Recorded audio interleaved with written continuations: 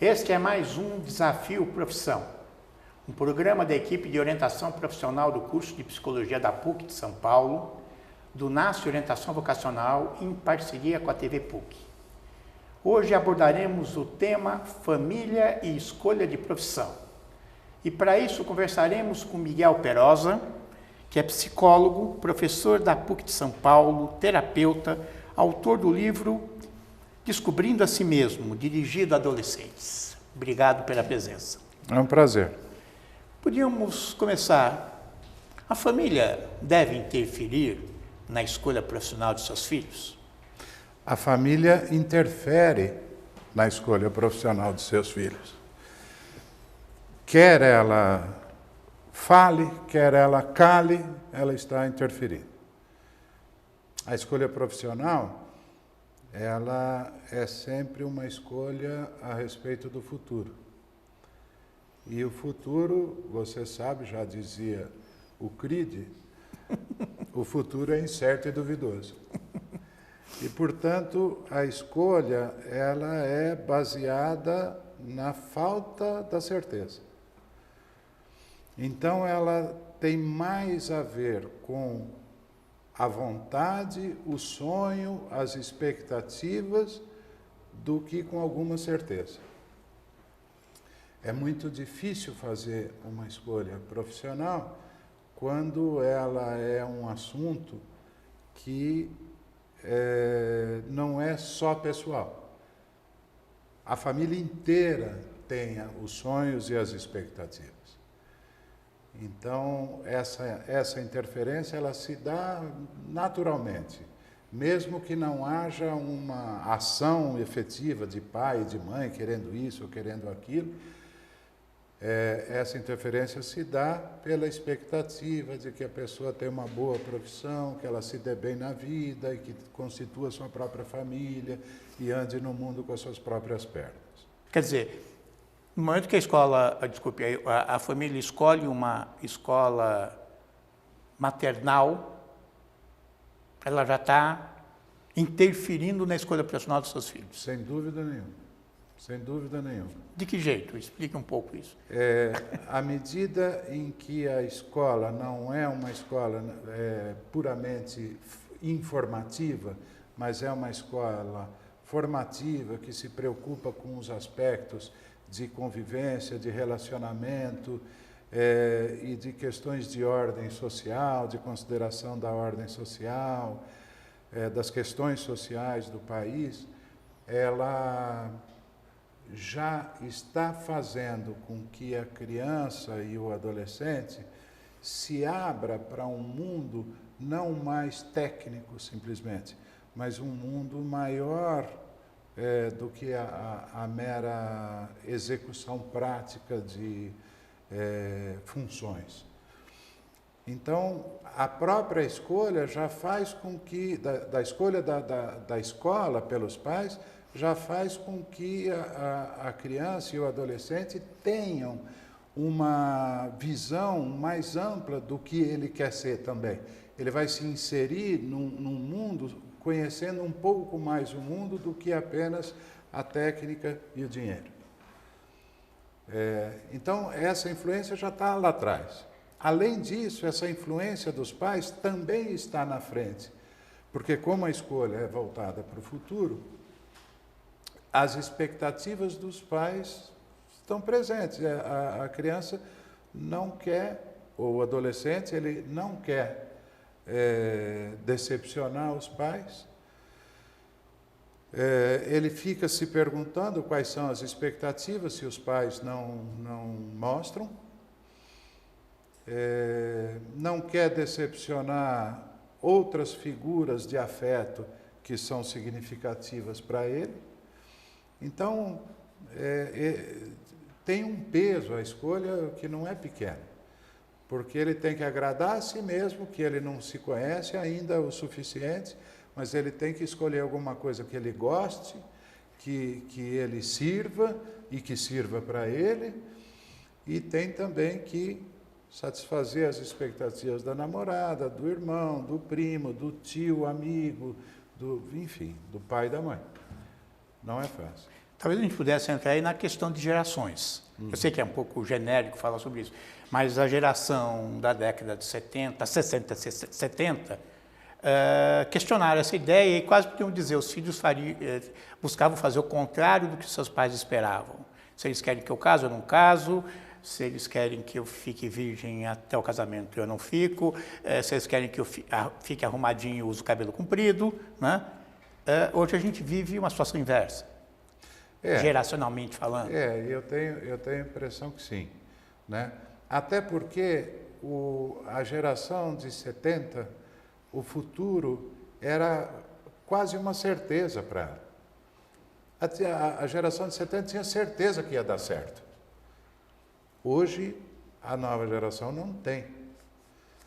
Né? Nós apresentamos para os nossos filhos um mundo muito mais difícil do que o mundo que os nossos pais apresentaram para a gente, em termos de futuro. Né? Nossos filhos não têm a mesma certeza que nós tínhamos em relação ao futuro. E nós que apresentamos esse mundo, ao reclamar do trabalho diariamente, ao falar da vida difícil para pagar as contas da escola, da roupa, a gente apresenta um mundo que vai participar da escolha dele. Mas não é só isso, não é só porque a gente tem esses valores, mas também porque nós estamos vivendo num mundo cada vez mais individualista e competitivo. Né? Quer dizer, o neoliberalismo que se espalha no mundo faz com que as pessoas se tornem individualistas, solitárias e competitivas. É mais difícil sair do mundo da cooperação dos amigos e entrar numa competição do trabalho. Não é gostoso trabalhar. Você não é o primeiro que fala isso aqui. Bom, já os gregos falavam que trabalho é tortura, né? A tradução de trabalho em grego é tortura. Mas na verdade, o trabalho que para a geração de 70 seria a realização das suas potencialidades e a criação de um mundo novo, hoje, essa história de mundo novo esquece, e a realização, precisamos fazer gestão de carreira. Então, mas, enfim, o pai deve chegar para o seu filho e cutucá-lo na questão das escolhas em geral e da escolha profissional, ou deve ficar mais observando, verificando o movimento do filho? Como é que você vê isso? Olha, eu acho que cada pai tem um tipo de relação com o filho. Então, assim, se ele é capaz de ter intimidade com o filho, e capaz de ouvir o filho e entender os sinais dele, mesmo que ele não saiba direito quais são, ele, filho, não saiba direito quais são esses sinais, mas o pai é capaz de ler e entender, ele talvez possa estar orientando o filho a escolher. Né? Tem pai que fala, não, você tem que fazer o que dá grana, vai fazer a escola que dá grana e acabou. E de preferência na USP, porque você já sai com emprego. E de preferência na USP, porque eu não preciso pagar. Escola pública e tal. Tem outros, em outras condições, que fala, filho, faz o que der. Faz o que der, mas estude. Faz qualquer faculdade, é importante fazer faculdade. É uma garantia que você tem para o futuro. Né? Gente com menos recurso, então faz o que dá, faz a faculdade que caiba na redondeza, caiba no teu bolso e no teu tempo. Então, depende, né? Depende muito da relação que você tem com o seu filho e das condições sociais e financeiras da família. Né? De maneira geral, o que eu digo é assim, os pais interferem nos filhos, na escolha da profissão dos filhos, mesmo calando. Porque é assim, um pai na frente de um filho, ele pode falar ou calar em relação a essa coisa da escolha profissional. Se ele fala ou se ele cala, ele vai ter que se haver com um pai interno dele, a quem ele quer desobedecer ou satisfazer as Você expectativas. está falando ele quem? O pai? Ele e o filho. Ah, o filho. O filho vai ter que se haver com esse pai interno. Sim. Se lá fora dele está falando, olha, eu acho isso, ou eu não estou falando nada, ou não está falando nada. Aí o filho vai ter que se haver com esse pai interno, histórico, importante na vida dele, que levava ele para a escolinha de futebol, que levava ele para o curso de inglês, que pagava sorvete para ele. Ou o pai ausente ou também. um pai completamente ausente, impositivo, que você tem que ser o meu orgulho e você tem que entrar e não me interessa o quanto você tem que se esfalfar para conseguir, você tem que satisfazer a minha necessidade. Né? Ele tem que se haver com esses pais. Sempre haverá a interferência. Falando ou calando, sempre. Né? Eu acho que a melhor interferência é aquela que leva em conta os sinais do filho. Né? Eu tenho para mim que uma profissão que a gente deveria mudar um pouco a ideia de que existe uma profissão para a qual a gente serve. A gente serve para um monte de profissão, mas são poucas as que podem fazer com que você exerça as suas melhores características pessoais. Essas profissões você tem que olhar com carinho. Né? Quer dizer, se você se conhecer melhor, conhecer as suas características pessoais e conhecer as profissões, você é capaz, então, de ver em qual das profissões você é capaz de exercer o seu melhor. Né? É a que, com certeza, vai te dar mais satisfação e mais sucesso, não tenha dúvida. Podíamos pegar um outro lado. Agora, esse pai dentro do filho, não é incomum acontecer em situações de orientação profissional do pai se assustar com a imagem que o filho tem dele. Uhum.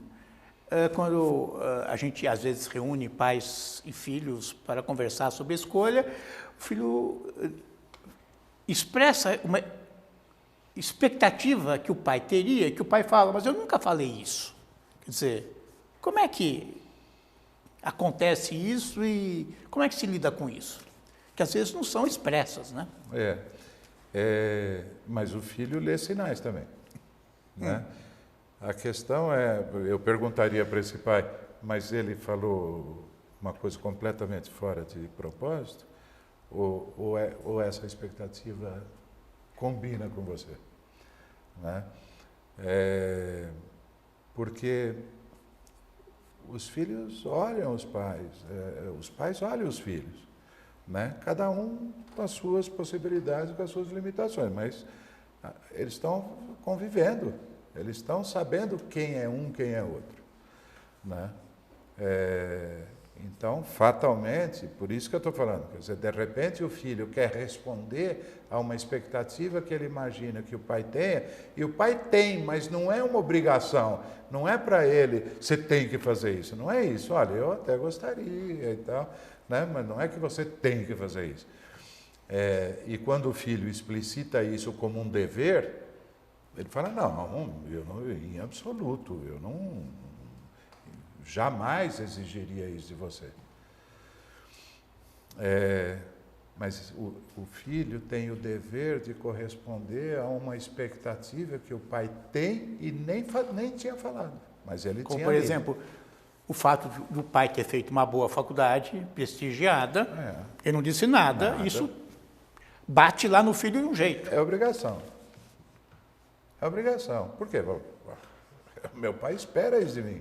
É o mínimo. Se ele fez. Né? O meu pai nunca falou que você tem que fazer uma faculdade do mesmo nível que a minha, mas o pai sempre falou, os filhos devem superar os pais na escolha da profissão, que é uma coisa importante, que vai determinar o modo dele estar no mundo daí para frente, né? De se relacionar com a sociedade, com o trabalho, com uma coisa importante. Lógico que nós podemos colocar aí uma questão de classe social, né? Porque os jovens de baixa renda, pelo menos na minha pesquisa de doutorado, isso apareceu, a família participava de um outro jeito. Não era obrigação ir para a universidade, nem entrar na melhor faculdade, seria muito bom, interessante, um orgulho, né? Quer dizer, você também tem a questão de classe, expectativa de classe colocada aí, não é? Com certeza. É mais, do que eu entendo, é mais no sentido de ajuda material mesmo, e de ajuda logística. Não, eu fico com o teu filho, você vai.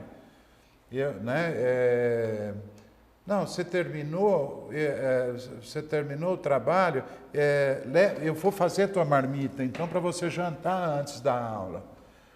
Né? É sempre no sentido da ajuda, meio que, assim, não da decisão, mas é assim, você faz o que você quiser e tal, eu ajudo.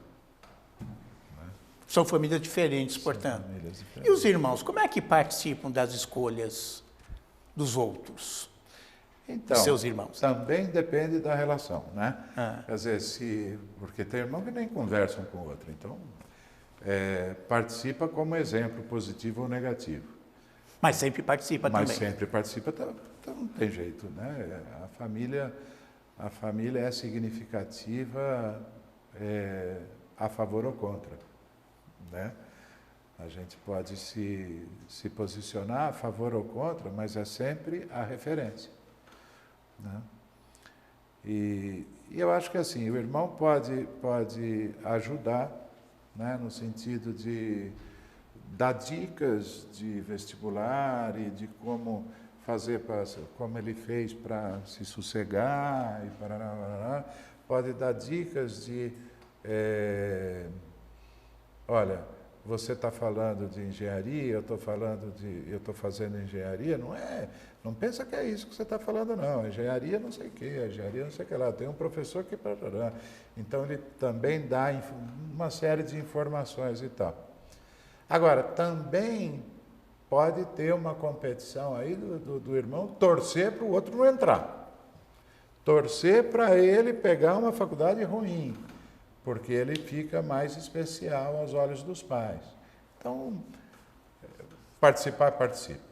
Eu tive um caso de um menino que dizia assim, meu irmão, eu estou pensando em fazer a mesma profissão que meu irmão, e meu irmão falou que não, que eu não devo fazer, que eu não posso fazer isso, que ele é único e não pode ter outro. Né? E gerava um conflito no próprio irmão aluno, mais velho. Não, no aluno que escolhia. Ah, sim. Né? Porque o irmão fechou. Não, isso eu já faço, cai fora, cara. Esse é meu terreno. Eu tenho observado no seu processo de orientação, quando os jovens fazem orientação, os pais em geral são curiosos, saber o que aconteceu, como é que é.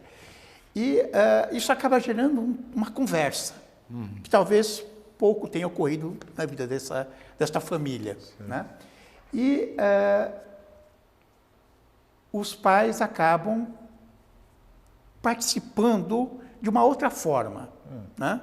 Contando sua experiência, como é que foi consigo, dizendo não é uma experiência, o pai está sempre presente. Mas não seria interessante, já que este momento é um momento tão rico, de abrir um diálogo, uma conversa, uma oportunidade de questionamento até, né? Sem dúvida nenhuma. E acho que passar a experiência como uma história e não como uma obrigação, como uma expectativa, mas ser capaz de passar a própria experiência para o filho como uma história, é maravilhoso. Se o filho toma isso como expectativa ou não, precisa se tomar cuidado, né? Mas é legítimo que os pais tenham expectativas, é muito legítimo. Só que quanto mais explícitas essas expectativas forem, melhor o filho vai saber lidar com elas. Eu costumo dizer na orientação que a orientação é um belo processo de você rever isto e fazer um projeto em cima disso. Né? Não é negar, mas é rever e falar, bom, aconteceu isso, e daqui para frente? E trazer isso para um liquidificador interno e fazer uma síntese pessoal da história, né? E da história, muitas vezes, englobando as expectativas das pessoas significativas. Não é, olha, para mim, pessoalmente, foi uma situação muito difícil, porque eu fiz 3 anos de uma faculdade e abandonei para fazer psicologia. Né? Eu fiz 3 anos de física na USP E abandonei para fazer psicologia na PUC. E foi um pampeiro eu abandonar. Foi muito complicado, foi muito difícil. E enfrentei muita resistência familiar. E a escolha da profissão, ela se reveste nesse sentido de um projeto pessoal em relação ao futuro, né? E eu não via futuro na física. Eu não me via fazendo o que um físico faz, né? Eu gostava e gosto muito de física até hoje, mas nunca pensei na profissão, você imagina. Nunca pensei na profissão. Eu entrei na física, feliz da vida, porque ia estudar física. Então, assim, faltou uma orientação nesse sentido, de sentar e falar, mas você se vê, como é que você sabe o que um físico faz, enfim. Faltou o NASCE na minha vida. E um programa desse tipo também. E um programa desse tipo. A gente tem observado também um fato interessante, que quando o filho está fazendo orientação profissional, ou pensando nas suas escolhas, os pais retomam as suas. A mãe e o pai. Né? E muitas vezes eles brincando falam para mim, eu devia fazer orientação profissional. Devia ter feito. Não, devia fazer agora. Agora. Ou seja, aqui eu acho que o jovem tem que perceber que ao ele estar escolhendo, os pais também estão revendo as suas escolhas, não é? Porque para você ver o que é essa junção das expectativas, mexe com todo mundo. Mexe com todo mundo. Uma vez eu recebi um rapaz que a mãe dele, um rapaz que ia fazer o vestibular para medicina, já tinha feito um e não tinha passado, a mãe dele montou um esquema na casa, na família, em que todo mundo girava em torno do vestibular do menino. E aquilo foi pesando barbaridade para ele. E a mãe queria ter sido médica.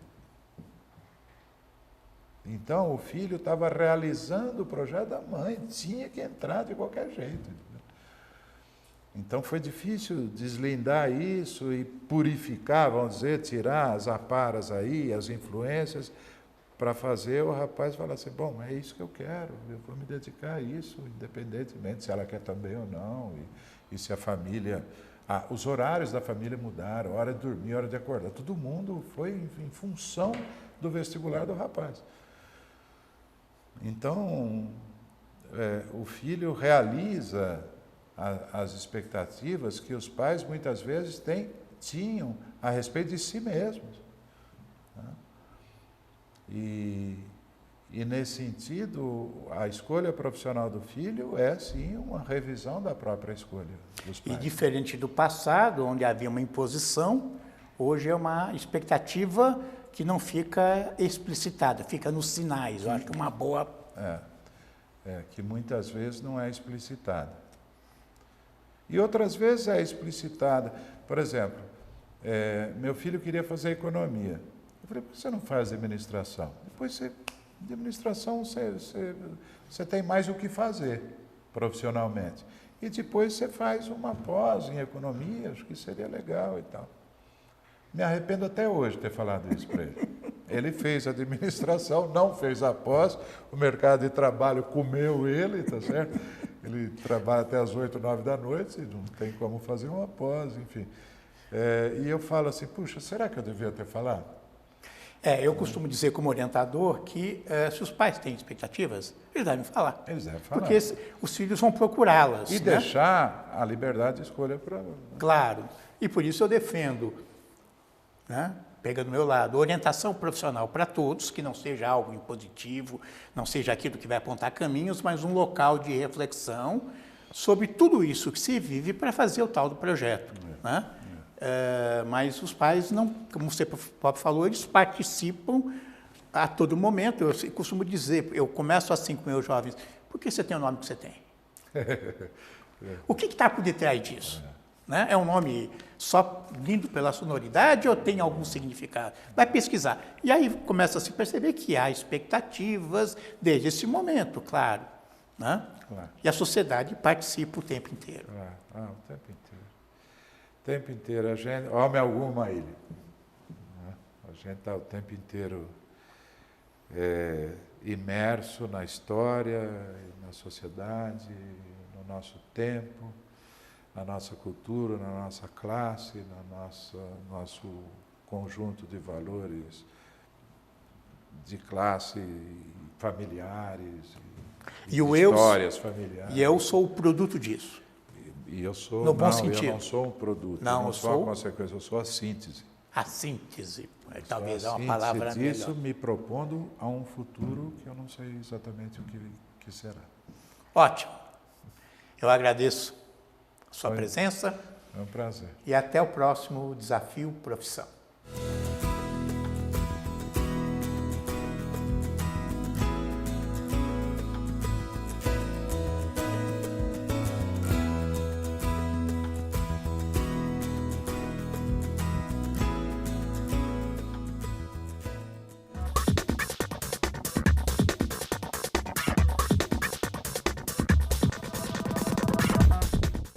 Certamente você já ouviu falar sobre as dietas da moda. A dieta da proteína, a dieta da sopa, a dieta da lua, a dieta dos carboidratos e, atualmente, a dieta anti-glúten. A dieta anti-glúten, ela prega que você restrinja a ingestão do glúten, que é uma proteína presente nos cereais, né? E aí você fica proibido de comer alimentos que contenham glúten, como pães, massas e cereais que contenham ou aveia, ou trigo, ou centeio. Atualmente, a maioria dos alimentos e preparações tem algum desses cereais. Então você fica restrito a poucos alimentos na sua dieta e causa uma deficiência grande de outros nutrientes. Dessa forma, ainda a reeducação alimentar é a melhor saída para o emagrecimento saudável, através de uma alimentação balanceada e a prática regular de atividade física.